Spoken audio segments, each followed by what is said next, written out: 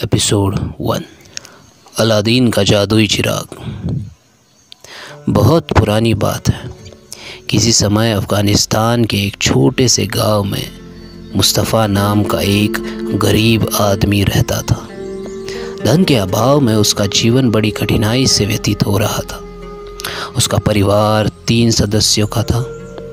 स्वयं मुस्तफ़ा, उसकी पत्नी तथा उनका एकमात्र बेटा, जिसका नाम उन्होंने बड़े प्यार से अलादीन रखा था।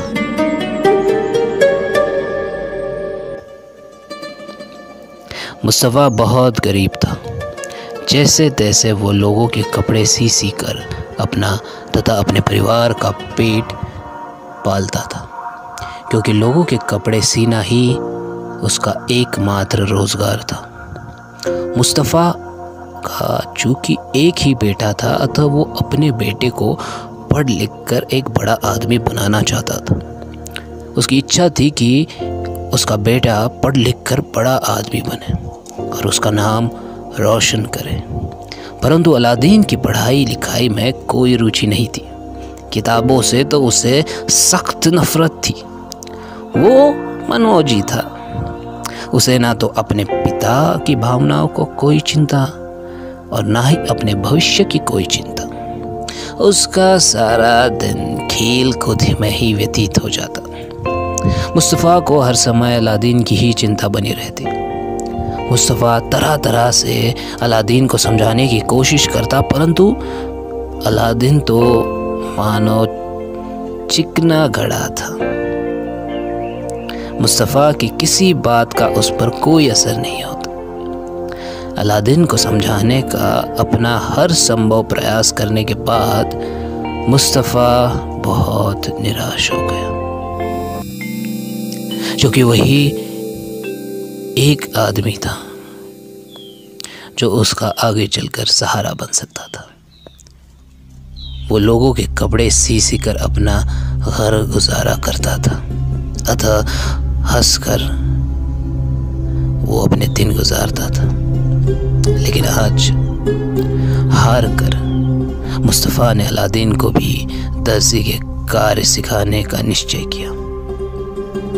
उसने अलादीन से इस बारे में बात की, परंतु अलादीन ने दर्जी का काम सीखने से साफ इनकार कर दिया। अलादीन का इनकार सुनकर मुस्तफ़ा और भी हताश हो गया।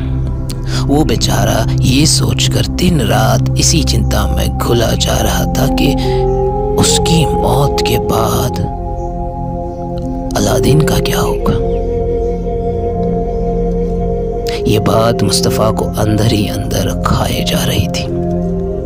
अलादीन की चिंता में घुलता हुआ मुस्तफ़ा एक दिन बीमार पड़ गया।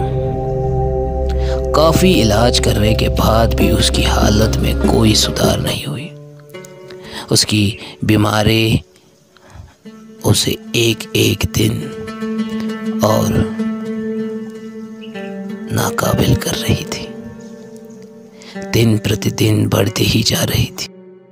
एक दिन मुस्तफ़ा अपने बेटे के गम सीने में दबाए हुए इस दुनिया से चला गया। मुस्तफ़ा गुजर गया। अब अलादीन अपनी माँ के साथ इस दुनिया में अकेला रह गया था। समय गुजरता रहा और समय गुजरने के साथ अलादीन की उम्र भी बढ़ती रही। इन्हें हालातों में कुछ समय बाद अलादीन जवान हो गया, परंतु जवान होने के बाद भी उसका स्वभाव कुछ बदला नहीं। वही स्वभाव था उसका, मनमौजी। अपनी जिम्मेदारियों की परवाह किए बिना वो अब भी बच्चों के साथ खेल कूद में व्यतीत रहता। अलादीन की लापरवाही भरे स्वभाव पर उसकी माँ बहुत गुस्सा करती। उसकी माँ उसे डांटती, चिल्लाती, लेकिन अलादीन पर कोई असर नहीं होता। इतना सब करने के बाद भी एकमात्र बेटे की ममता और स्नेह से बंधी होने के कारण वो कभी अलादीन पर दबाव नहीं डाल पाती थी। एक दिन अलादीन बस्ती के बाहर अपने कुछ दोस्तों के साथ कंचे खेल रहा था। वह इस खेल में निरंतर हार रहा था, इसलिए वह नाराज होकर अपने दोस्तों से कहता है, मेरे ऊपर हंसो मत, मैं जरूर जीतूंगा। अचानक वहां पर एक सौदागर के सामने वो आ जाता है। सौदागर के सामान लगाने वाला व्यक्ति आया। उसने सिर पर लाल पगड़ी बांधे हुई थी तथा हाथ में एक थैला लटका रहा। पास आकर वो अलादीन से बोला, क्या तुम्हारा ही नाम अलादीन है? एक अजनबी के मुख से नाम सुनकर अलादीन पहले तो चौंका, फिर बोला, जी हाँ, मेरा ही नाम अलादीन है, परंतु आप कौन हो? मैंने तो आपको पहले ही कभी नहीं देखा और ना ही मैं आपको जानता हूं। फिर आप मेरा नाम कैसे जानते हैं? तुम मुझे नहीं जानते बेटे, मगर मैं तुम्हें अच्छी तरह जानता हूं। सौदागर के सामान लगाने वाला वो व्यक्ति बड़े प्यार से बोला, क्योंकि मैं तुमसे उस समय से दूर हूं जब तुम छोटे बच्चे थे। तुम्हारे पिता मुस्तफा भी जीवित थे। अलादीन को बहुत आश्चर्य हुआ, परंतु आप है कौन?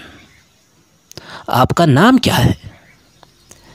मैं तुम्हारा चाचा हूं बेटा, वो व्यक्ति बोला। बाहर देश में रहता हूं। तुम्हारा पिता और मैं भाई थे। तुम्हारे पिता की मौत की खबर सुनकर मुझे बहुत दुख हुआ, इसलिए तुमसे मिलने के लिए मैं यहाँ चला आया हूँ। उसके बाद वो व्यक्ति अलादीन को गले से गले लगाकर फूट फूट कर रोने लगा। रोते रोते एक ही बात कहता रहा, हाय हाय मेरा भाई, हाय मेरा भाई। तुम कितने अच्छे थे। मैं बदनसीब अंतिम समय में तुम्हारा मुंह भी ना देख सका और ना ही तुम्हारा कोई मदद कर सका। मुझे माफ कर देना भाई। फूट फूट कर रोने लगा। फिर उसने अलादीन के माथे चूमते हुए कहा, बेटा, अब तो तुम्हें मेरे भाई की अंतिम निशानी हो। अब तुम ही मेरे भाई की अंतिम निशानी हो। मेरे भाई मुस्तफा की जीती जागती तस्वीर हो। आज से तुम ही मेरे एकमात्र बेटे हो।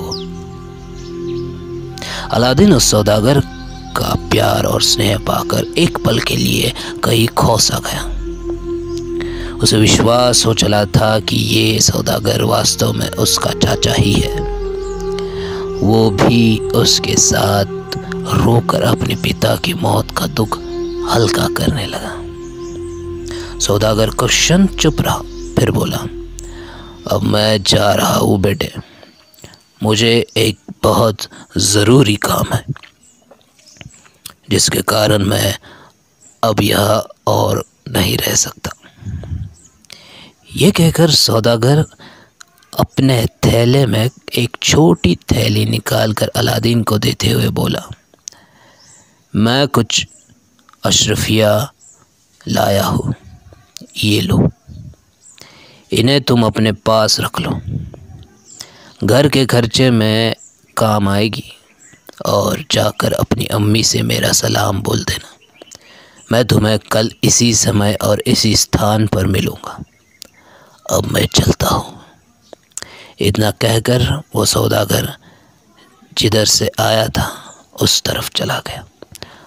अलादीन तथा और लोग आश्चर्य थे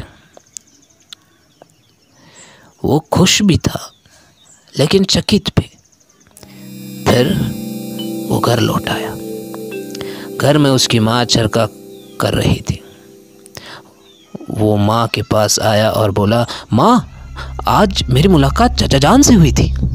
उन्होंने मुझे खर्च के लिए कुछ अशरफिया भी दी है। चाचा? कौन चाचा? उसकी माँ ने आश्चर्य से बोला, तेरे तो कोई चाचा नहीं है बेटा। एक था भी तो वो तेरे पिता के कहे अनुसार बहुत पहले ही मर चुका है। फिर ये कौन सा चचा है? ये सुनकर अलादीन को आश्चर्य हुआ। उसने कथित चचा के साथ हुई सभी बातें अपनी माँ को बताई और बोला, माँ, अगर वो सौदागर मेरा चचा ना होता तो भला मेरे पिताजी को याद करके इतना क्यों रोता और मुझे इतनी अशरफिया यूं ही मुफ्त में क्यों देता? वो जरूर मेरे पिता का भाई है। हो सकता है कि तुम उसके विषय में कुछ ना जानती हो। हाँ, ये हो सकता है। हाँ, ये हो सकता है, क्योंकि तुम्हारे पिता ने मुझसे कभी तुम्हारे इस चचा का जिक्र तो नहीं किया। माँ ने कहा, ऐसा ही हुआ होगा माँ। अलादीन ने अपनी माँ को समझाया, पहले पिताजी का कोई भाई रहा होगा।